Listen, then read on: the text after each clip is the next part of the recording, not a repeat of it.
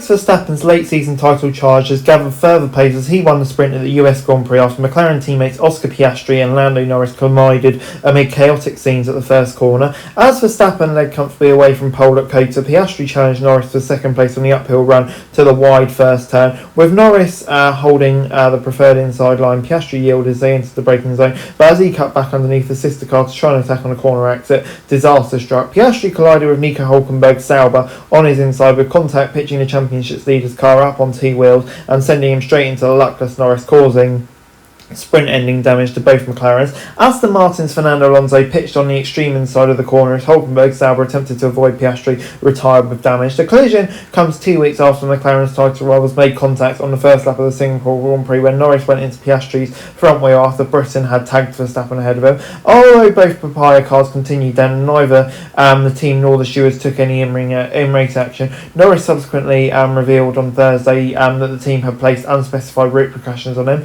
While the two drivers ahead of him in the championship wiped out immediately, the informed Verstappen cashed in for sprint victory, his third in succession. The Red Bull driver did so after withstanding a fierce initial charge from Mercedes' George Russell when racing action resumed under the safety car. Russell made a bold lunge for the lead on the brakes into turn 12 on the 7th lap, but could not get his Mercedes slowed down in time, running off the track and forcing Verstappen wide too. Verstappen was first back onto the track to stay in the lead and then steadily pulled away from Russell from there to ensure he took the full 8 points for the victory at Piastri's lead. The reigning full-time world champ is now 55 points back on the championship summit, having been a mammoth 104 behind just 4 races ago. Piastri's overall lead remains 22 over Norris, with the big points on offer in Sunday's Grand Prix to come. This livened up the championship, there's no doubt about that, said Martin Brundle. Williams' Carlos Sainz profited from the first corner carnage to move up to third from 7th on the grid and stayed ahead of Lewis Hamilton, who overtook Leclerc for 4th after dropping back at the start.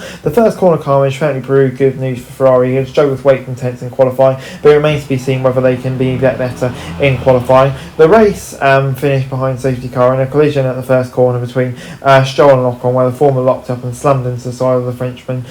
Stroll was later handed a 5-place grid penalty. Albon was in 6th for Williams ahead of Tsunoda, who recovered well, and Antonelli in 8th. Beerman picked up a 10-second penalty, battling Antonelli for 9th, but meant he qualified last. McLaren, Aston Martin, Sauber and Haas all face busy builds now ahead of the sprint race, with all of the damage caused in that chaotic start.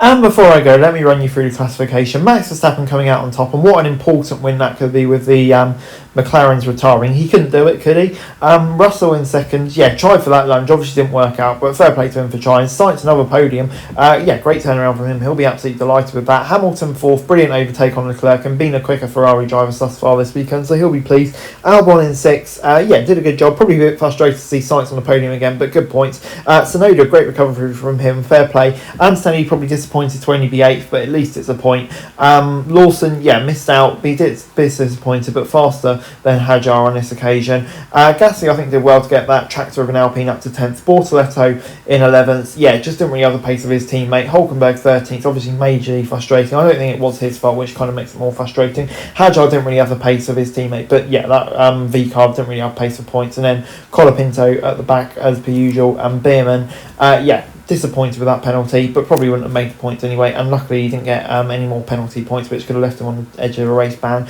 Stroll and Ocon, their races weren't going anywhere, but really poor from Ocon there. From Stroll, Ocon not at fault at all.